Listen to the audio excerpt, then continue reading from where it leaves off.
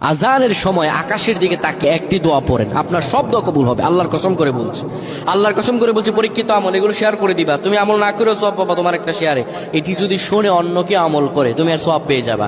আজানের সময় যখন আজান হয় তখন আমরা কথাবার্তা বলি, এগুলো অনুচিত। আপনি আজানের সময় আকাশের দিকে তাকিয়ে একটি দোয়া পড়বেন, এই দোয়াটি আমরা অনেকেই পারি। এখন বলবেন হুজুর কমন পড়ে গেছে দোয়া।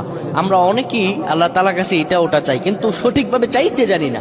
সঠিকভাবে কোনো ব্যক্তি যদি চায় আমার আল্লাহ তাকে দয়া করবেন। আল্লাহ বলেন, বান্দা উদউনি আস্তাজিব লাকুম, আমার কাছে চাও আমি আল্লাহ সব দিয়ে দিব। সুবহানাল্লাহ। যখন আপনার আজান হয়, আজানের সময় আপনি আসমানের দিকে তাকান, তাকিয়ে আপনি বলুন, পড়তে থাকেন, আল্লাহুম্মা আনতা রাব্বি লা ইলাহা ইল্লা আনতা খলাকতানি ওয়া আনা আবদুকা ওয়া আনা আলা আহদিকা ওয়া ওয়া'দিকা মাসতাতা'তু আউযু বিকা মিন শাররি মা সানা'তু আবু'ু লাকা বিনি'মাতিকা আলাইয়া ওয়া আবু'ু বিযানবি ফাগফির লি ফাইন্নাহু লা ইয়াগফিরুয যুনুবা ইল্লা আনতা। এই সাইয়্যিদুল ইস্তিগফার আপনি পড়েন, ইনশাআল্লাহ আল্লাহ সব দোয়া কবুল করে আপনাকে কবুল আর মঞ্জুর করে নেবেন। পড়েন আল্লাহু আকবার।